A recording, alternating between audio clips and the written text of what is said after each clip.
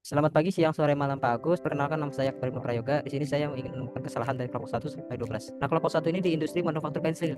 Nah, kesalahan pada video itu for exist robot ideal untuk digunakan dalam sorting dan packaging, tetapi di makalah hanya dijelaskan untuk menempatkan inti graphite ke dalam alur kayu. Nah, yang kelompok 2 ini di industri manufaktur roti itu pada video dijelaskan terdapat tahap pressing. Nah, di makalah ini tidak dijelaskan tentang tahap pressing. Pada kelompok 3 PT Honda Prospect Motor, video itu terdapat beberapa proses seperti electric space sensor, engine lifting robot. Nah, di makalah ini tidak dijelaskan pembahasannya, hanya penjelasan umum seperti robot welding, painting, dan lain-lain. Nah, pada kelompok 4 Toyota Motor Manufacturing, kesalahan pada video itu dijelaskan secara akurat konteks peran TAM dan TMMIN. Nah, di makalah hanya menyebutkan TMMIN itu sebagai penelitian yang telah menerapkan otomasi secara luas. Kelompok 5 industri produksi mie telur itu kesalahan pada video itu proses pemotongan mie manual sudah menggunakan alat mekanisasi. Nah, di makalah itu hanya dijelaskan menggunakan pisau. Nah, pada kelompok 6 PT Astra Auto Parts, pada video menyebutkan bahwa Astra menggunakan teknologi bernama AGV atau Automated Guided Vehicle. Nah, di makalah ini tidak dijelaskan tuh teknologi tersebut. Selanjutnya kelompok 7 PT Coca-Cola Amatir Indonesia, pada video menjelaskan bahwa bahan baku Coca-Cola Life Extract dan Kolanas tidak ada terdapat pada makalah.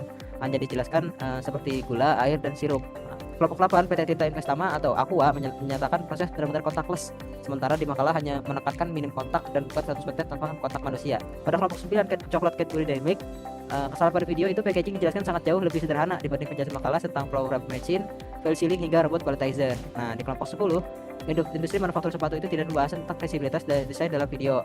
Nah, di makalah itu menegaskan bahwa otomasi kurang fleksibel untuk sepatu custom dan membutuhkan hybrid manual otomatis. Pada kelompok 11 di Hitachi Construction Machinery, video menyatakan otomasi hanya diterapkan pada proses welding, padahal makalah menyebutkan banyak teknologi itu di makalah seperti robot painting, air predictive analytic, dan IoT sensor.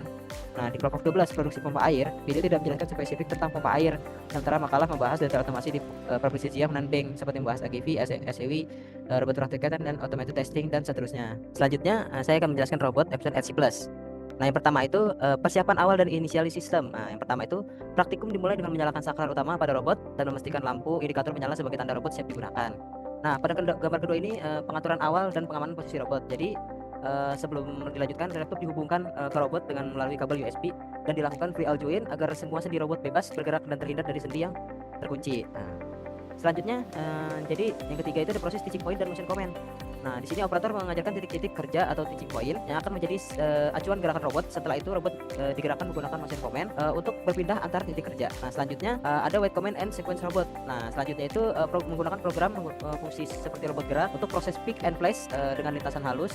Dan home position untuk mengembalikan robot ke posisi aman. Perintah wait memastikan setiap gerakan selesai sebelum lanjut ke perintah selanjutnya. Nah, yang terakhir hasil simulasi praktik robot Epson RC Plus itu simulasi menunjukkan robot Epson secara bergerak stabil, aman, dan mampu melakukan pick and place otomatis sehingga program dinilai efektif dan siap diterapkan pada robot. Mungkin segitu saja vlog dari saya. Terima kasih.